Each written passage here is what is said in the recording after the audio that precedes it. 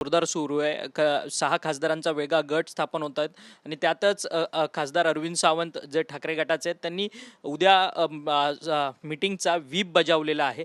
खरं तर हा व्हीप ह्या सगळ्या 6च्या 6 लोकांना लागू होणार का आणि काय कायदेशीर प्रक्रिया या सगळ्या संदर्भात असणार? आणि हा सुद्धा एक लीगली एक डिबेटेबल विषय आहे.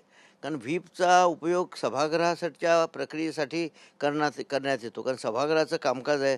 सभागृहात एखादं बिलावर मतदान आहे, अर्थसंकल्पावर मतदान आहे किंवा त्या एखाद्या इम्पॉर्टंट मोशनवर त्या संदर्भात ह्या व्हीपचा नॉर्मली उपयोग होतो किंवा तो जर पाळला नाही तर तो त्याचं डिस्क्वालिफिकेशन पिटिशन येऊ शकते. पण आता ह्या प्रायव्हेट बैठकीसाठी, पक्षाच्या बैठकीसाठी हा व्हीप लागू होईल की नाही, मला सुद्धा शंका आहे. आणि हा शेवटी प्रश्न सगळा सर्वोच्च न्यायालयामध्ये अजूनही प्रलंबित आहे. सर्वोच्च न्यायालयाने आता हे सगळं क्लिअर केलं पाहिजे. व्हीप कुठे लागू होईल? पक्षाच्या बैठकीत लागू होईल का? वैयक्तिक एखाद्या कारणासाठी बैठक बोलवली त्यासाठी लागू होईल का? किंवा सभागृहाच्या कामकाजासाठीच व्हीप लागू होईल का? हे सगळे मुद्दे इतके क्लमझी आहे आणि लीगली डिबेटेबल आहे. हे खरं म्हणजे सर्वोच्च न्यायालयाने हे सगळं आता त्या प्रकरणामध्ये स्पष्ट केलं पाहिजे, कारण हे सगळे मुद्दे त्यावेळेसुद्धा उपस्थित झालेले आहेत. खरं तर पण या 6 खासदार जे आहेत ठाकरे गटाचे ते एक वेगळा गट स्थापन करू इच्छितात. ते त्यांनी लोकसभा अध्यक्षांना पत्र देण्याच्या त्या तयारीत आहेत. एकनाथ शिंदे देखील दिल्लीमध्ये आहेत. परंतु या सगळ्या संदर्भात आता ठाकरेंकडे कोणते पर्याय उपलब्ध असणार आहेत की ते या सगळ्या गोष्टी आपल्या हातात पुन्हा वाचवू शकतील? नाही, यामध्ये त्यांनी आता पहिला जे आहे उपाययोजना त्यांना व्हीप जारी केलेला आहे, की म्हणजे ती एक भीती त्यांनी दाखवलेली आहे. आणि त्यानंतर त्यांनी मला वाटतं आपल्या म्हणण्याप्रमाणे ओम बिर्ला साहेबांना एक पत्रही दिलेलं आहे लोकसभा अध्यक्षांना, की आमची बाजू ऐकून घ्या. जसं कोर्टामध्ये कॅबिनेट पिटिशन आपण फाईल करतो, त्याप्रमाणे निर्णय घेण्याच्या अगोदर आमची बाजू ऐकून घ्या, असं सुद्धा पत्र त्यांच्या प्रतोदांनी लोकसभा अध्यक्षांना दिलेलं आहे. तर या आधारे आता ते डॅमेज कंट्रोल एक्सरसाइज त्यांचासुद्धा चालू आहे असं दिसतं. आणि यांचंसुद्धा जोरात ते जे काही प्रकरण आहे ते जोरात चालू आहेत आणि त्यांनी पत्र देण्याच्या विचारात आहे. 6 खासदार जर पण त्या खासदारांचा पुरे पर्याय की मूळ पक्ष त्यांचाच आहे हे त्यांना एक सिद्ध करता आलं पाहिजे. ही प्रक्रिया मात्र कायदेशीर आणि कॉन्स्टिट्यूशनल प्रक्रिया आहे, ती त्यांनी राबवली पाहिजे. परंतु मूळ पक्ष त्यांचाच आहे अशा पद्धतीचा दावा त्यांना करायला लागणार आहे. परंतु अशाच पद्धतीचा दावा 2022ला एकनाथ शिंदे ज्यावेळेस शिवसेनेतून बाहेर पडले त्यावेळेस ते देखील त्यांनी असाच दावा केलेला होता. मग किती वेळा मूळ शिवसेना असल्याचा हा दावा या संदर्भात होणार आहे? म्हणूनच मला एक या संदर्भातनं मी एक कायद्याचा आणि घटनेचा अभ्यासक म्हणून न्यायालयाचा संपूर्ण आदर राखून हायकोर्ट, सुप्रीम कोर्ट, त्यांचे जजेस या सर्वांचा आदर राखून मी एक नम्रपणे असं मांडतो की हे कॉन्स्टिट्यूशनचं इंटरप्रिटेशन करणं हे सर्वोच्च न्यायालयाचं काम आहे. सर्वोच्च न्यायालय हे कॉन्स्टिट्यूशनचं इंटरप्रिटेशन करण्यासाठी हायेस्ट कॉन्स्टिट्यूशनल कोर्ट आहे. हे सगळे मॅटर 4-4 वर्षापासून तिथे पडलेले आहेत. गवई साहेब गेले, चंद्रचूड साहेब गेले, सूर्यकांत साहेब, कुणीतरी या प्रकरणाला हात लावून हे सगळं मॅटर स्पष्ट केलं पाहिजे. आज पॅरा 4 आहे, पॅरा 2 आहे, मर्जर आहे, हे सगळे कन्सेप्ट स्पष्ट झाले पाहिजे. आज तो कायदा कसं आहे मला एक कळकळीने म्हणावंसं वाटतं का तो कायद्याचं त्याचा गैरवापर होतो की योग्य वापर होतो की त्याचं इंटरप्रिटेशन योग्य होत नाही, हे सगळे प्रश्न सर्वोच्च न्यायालयाने त्याच्या अधिकार क्षेत्रातले आहे. They are constitutional court of this country आणि संविधानाने हे सगळे अधिकार दिलेले आहेत. हे सगळे स्पष्ट होणं गरजेचं आहे. कायद्याचा अभ्यासक म्हणून मला मी अपेक्षा व्यक्त करतो माननीय सर्वोच्च न्यायालयाकडून की बाबा हे प्रकरण त्यांनी निकालात लागून हे सगळे मुद्दे व्हीपचा आहे, कोरमचा आहे, स्प्लिटचा आहे, मर्जरचा आहे, हे सगळे जे मुद्दे उपस्थित झालेले हे त्यांनी त्या प्रकरणात स्पष्ट करावेत, जेणेकरून याला इंटरप्रिटेशनला वाव राहणार. खरं तर हे 6 खासदार जे आहेत ते एक वेगळा गट स्थापन करतात. ओम बिर्ला जे लोकसभेचे अध्यक्ष आहेत त्यांना पत्र देणार आहेत. परंतु या सगळ्या लोकांवरती अर्थात 6 जे खासदार आहेत त्यांच्यावरती अपात्रतेची कारवाई ही टांगती तलवार राहणार का शेड्यूल 10 प्रमाणे? नाही, अपात्रतेची आता ते त्याचं पिटिशन देतील ते, पण त्याचा कसा निर्णय होईल ते माहीत नाही. पण विलिनीकरण म्हणजे मर्जर म्हणजे पॅरा 4चा माझ्या दृष्टीने विलीन म्हणजे खासदार विलीन होणं नाही, मूळ राजकीय पक्ष विलीन झाला पाहिजे. कारण राजकीय पक्षापासूनच मूळ जो पक्ष आहे, ओरिजिनल पॉलिटिकल पार्टी जी आहे, त्या राजकीय पक्षातूनच संसदीय पक्षाचा उगम होतो. संसदीय पक्षाला इंडिपेंडंट असं काही अस्तित्व नाही आहे. मान्यता जी इलेक्शन कमिशनकडून मिळते ती मूळ राजकीय पक्षाला मिळते आणि मग राजकीय पक्षाला चिन्ह दिलं जातं. नॅशनल पार्टी आहे, स्टेट पार्टी आहे, रिकग्नाइज पार्टी आहे, असं चिन्ह दिलं जातं आणि या चिन्हावर मग संसदीय पक्षाचे आमदार, खासदार हे निवडणूक लढवतात.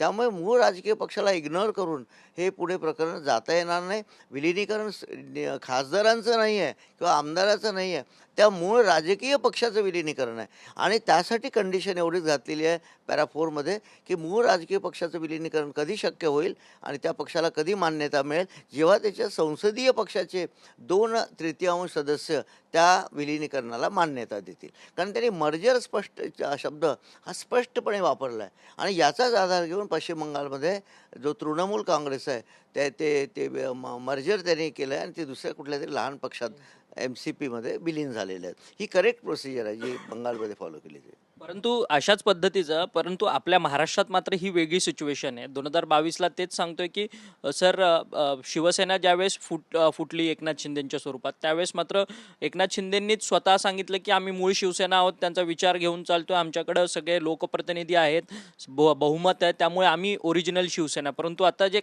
6 खासदार म्हणजे फुटीच्या उंबरट्यावरती आहेत अर्थात, त्यांचा काय म्हणजे त्या कोणत्या प्रकारे दावा करू शकतात? आता तिथे सुद्धा असं दिसतंय की ते दावा आपल्याकडे जे प्रयोग सुरू झाला, की आता एक उदाहरण साधं देतो, एकच सेकंद आपला घेतो. की घरामध्ये 4 भाऊ राहतात आणि त्यांनी एक भाऊ आहे, 3 भाऊ म्हणतात की माझंच मूळ घर आहे. मुळात ते 4 भावांचं घर असतं आणि त्या एका भावाला ते हाकलून देतात. अशा प्रकारे हे इंटरप्रिटेशन त्याचं चाललेलं आहे, की हे घर मूळ कोणाचं आहे?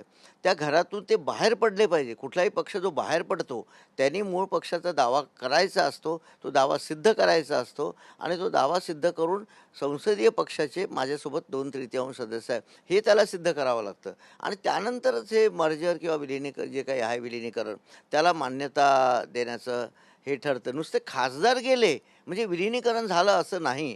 त्याच्यामध्ये मूळ राजकीय पक्ष ओरिजिनल पॉलिटिकल पार्टी ही तेवढीच महत्त्वाची आहे आणि त्या ओरिजिनल पॉलिटिकल पार्टीमध्ये फूट पडली आहे. त्यांचे खासदार, त्यांचे पदाधिकारी गेले, ब्लॉक अध्यक्ष गेले, त्यांचे शाखा प्रमुख, जिल्हा प्रमुख, जे काही त्यांचं संघटनात्मक बांधणी असेल, त्याचे कॉर्पोरेशनचे सदस्य आहे, म्युन्सिपाल्टीचे सदस्य आहे, हे सगळे त्याच्यामध्ये सुद्धा त्यांच्यामध्ये विभाजन झालं पाहिजे. हे फार महत्त्वाचं आहे. नुसते खासदार जाऊन चालणार नाही, त्यांना हे दोन्ही याच्यामध्ये सिद्ध करावं लागेल. फूट आहे ना, ती दोन्ही याच्यामध्ये सिद्ध करावी लागेल. परंतु ह्या सगळ्या संदर्भात अर्थात आता लोकसभा अध्यक्षांना ठाकरे गटाने पत्र सुद्धा लिहिले आणि आता व्हीप सुद्धा जारी केलेला आहे. ह्यामुळे खरं तर ह्या 6 जणांवरती काही 6 जे खासदार आहेत जे अपात्रतेच्या वेगळा गट स्थापन करतात आहेत, त्यांच्यावरती कोणत्या प्रकारची कारवाई होऊ शकते का? आणि ठाकरेंचं हे पाऊल जे आहे ते त्यांनी टाकलेलं आहे, अर्थात पत्र देणं किंवा व्हीप जारी करणं, हे योग्य आहे का? ह्याच्याने काही होणार आहे का? जे 6 खासदार गेलेत ते पुन्हा रिटर्न येतील का अशा फुटीच्या उंबरठ्यावर? नाही, काय त्याने जे ठाकरे गटाने जे पत्र दिलेलं आहे, हे एक प्रकारचं एक डॅमेज कंट्रोल एक्सरसाइज आहे. कायद्याच्या दृष्टीने ते बरोबर आहे, पण शेवटी निर्णय हा लोकसभा अध्यक्षांकडे असतो. त्यामुळे ते काय निर्णय घेतील ते फार महत्त्वाचं आहे आणि आता त्यांना समजवणं, त्यांचं समजूत घालणं हा एवढाच मार्ग ठाकरे साहेबांकडे अवेलेबल आहे. कायदेशीर प्रक्रिया त्यांनी अवलंबिली आहे. त्यांनी व्हीप जारी केला आहे प्रतोदानी. ही एक कायदेशीर प्रक्रिया आहे आणि माननीय अध्यक्ष लोकसभा यांना पत्रही दिलं आहे की त्या त्या पत्राचा आमचा विचार करा. निर्णय घेण्याच्या अगोदर आम्हाला एक हिअरिंग द्या किंवा आमची बाजू आम्ही मांडतो, त्याचाही तुम्ही ऐकून घ्या आमची बाजू, त्याचा विचार करून निर्णय द्या. हे आता त्यांच्या दृष्टीने योग्य पाऊल आहे. परंतु आता एकनाथ शिंदेकडे काय नक्की पर्याय असतील? कारण की 6 जण तर आता वेगळा गट स्थापन करतायत, ते एकनाथ शिंदेंना पाठिंबा देतात.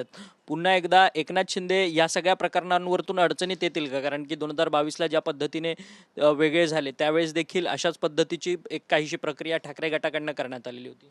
नाही, आता त्यामध्ये माननीय उपमुख्यमंत्री शिंदेसाहेब हे यांचं क्लिअर हे म्हणजे त्यांच्या पक्षाचं धोरण असं दिसतं की त्यातून 2/3 सदस्य बाहेर काढायचे, 6 सदस्य बाहेर काढायचे आणि त्यांनी दावा करायचा की या पक्षामध्ये फूट पडलेली आहे, या पक्षाचे सदस्य आमच्यासोबत आहे, हे सिद्ध करायचं.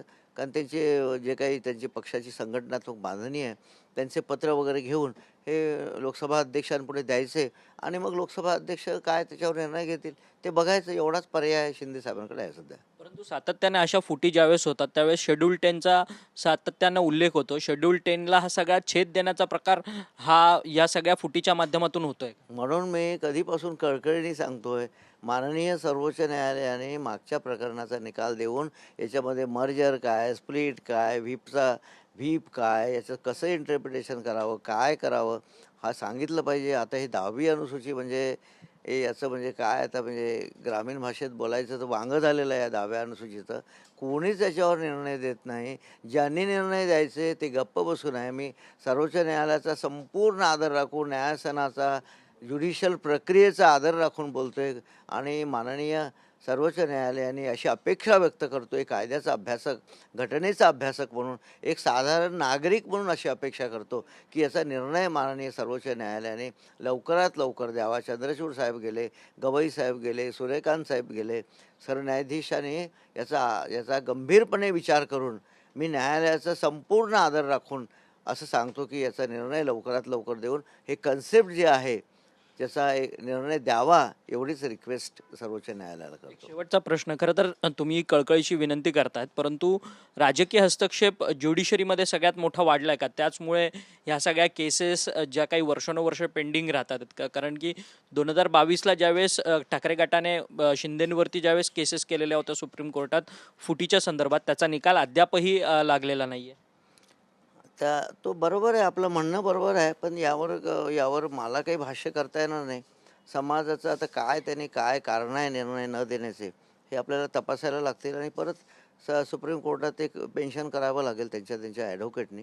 त्यावर सर्वोच्च न्यायालय योग्य प्रकारे निर्णय देईल. खरं तर धन्यवाद अनंत कळसेजी, तुम्ही आमच्याशी बातचीत केली. विधिमंडळाचे माजी सचिव आहेत अनंत कळसे, त्यांनी म्हटलंय की ठाकरे गटाकडनं जी पावलं उचलली जातात आहेत, अर्थात लोकसभा अध्यक्षांना पत्र देणं असेल किंवा व्हीप जारी करणं असेल, हे त्यांच्या पक्षाकडनं खबरदारीचं पाऊल म्हणून उचललं जातं आहे. परंतु त्या सगळ्या संदर्भात लोकसभा अध्यक्षांकडनं किती प्रमाणात दाद दिली जाते या सगळ्या प्रकरणाला, त्यावर हे सगळं प्रकरण जे आहे ते अवलंबून असणार आहे, असं मत अनंत कळसे यांनी आपल्याशी बोलताना व्यक्त केलं. व्हिडिओ जर्नलिस्ट गणेश राहटेसह अक्षय मंकणी, TVN मराठी, मुंबई.